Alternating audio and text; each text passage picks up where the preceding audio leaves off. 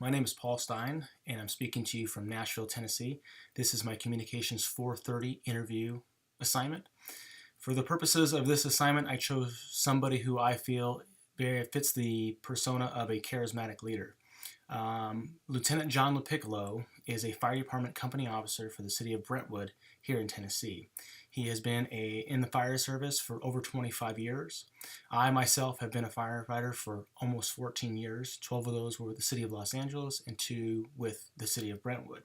During my time as a firefighter, I've had the opportunity to work with many different types of leaders, both who held formal and informal positions. During that time, I've also had the opportunity to learn what great leadership looks like, as well as what failed leadership looks like.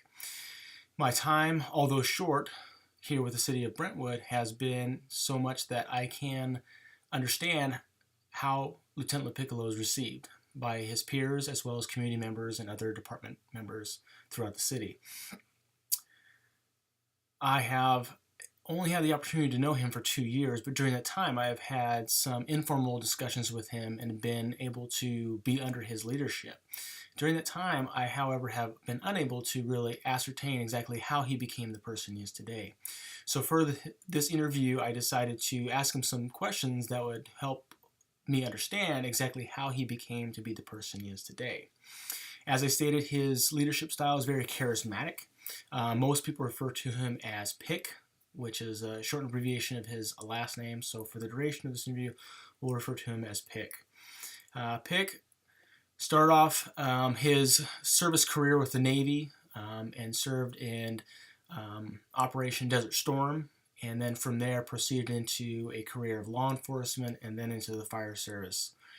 During that time, he states that many of the people that he looked up to were those that surrounded him. Those people that were in the Navy with him were what he calls as like-minded, people who were very disciplined, very committed, and very passionate about what they did. He states that his goal was, from that point on, to surround himself with people who are much like himself, those that operate with a high degree of regard for what they want to do with their lives, those who are very well disciplined, and those who actually have a very high level of compassion and pride in what they want to do. So much, in fact, that he states that he would tell his young self that he would need to be committed 110% in everything that what he does in life and to never quit.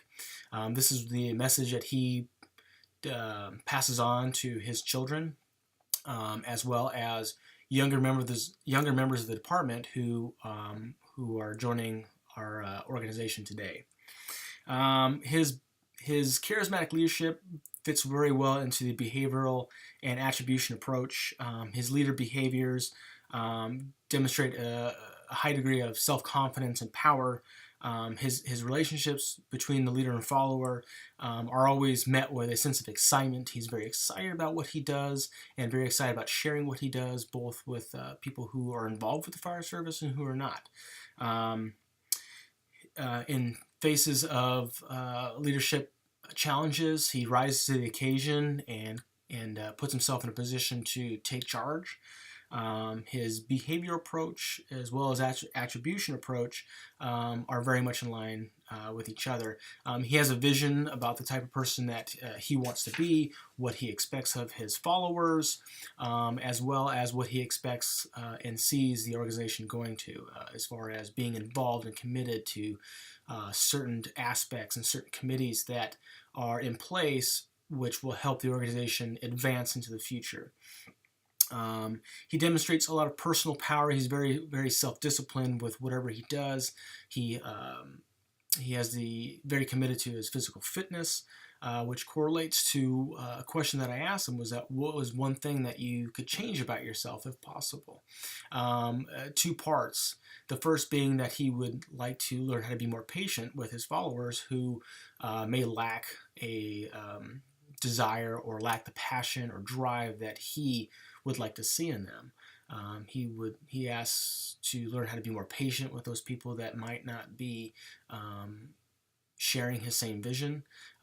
He also states that during his adolescence and in his adulthood, he contracted a disease, type 1 diabetes, which has forced him into being very responsible and being very self-disciplined about how he manages his own health. And so that type of behavior and that type of commitment has spilled over into his personal life with whatever he chooses to do. Some of the leaders that he has looked up to over the years is Admiral McRaven of the United States Navy. You may be familiar with some of his work. He wrote the book, Make Your Bed Every Day. You might have seen him speaking on YouTube.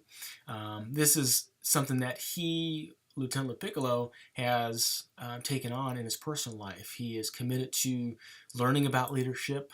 He states that every day he tries to do something that increases his leadership experience as well as his knowledge. So he will read books, he will read magazine articles, he will watch YouTube videos that all have to do and pertain to leadership qualities in order to increase his knowledge of what leadership looks like and how he can alter his behaviors to meet the needs of his followers.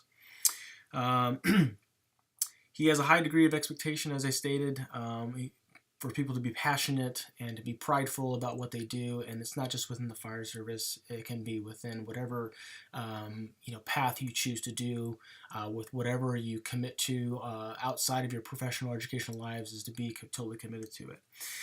His charismatic leadership style is truly what makes him the superstar, as Hackman and Johnson described, within our organization. Wherever you go, people ask, hey, do you know Pick? And this is not just restricted to the local area. Sometimes you can travel near and far or go to different conferences or educational facilities or training programs where they know you work for Brentwood and they want to know if you know Pick.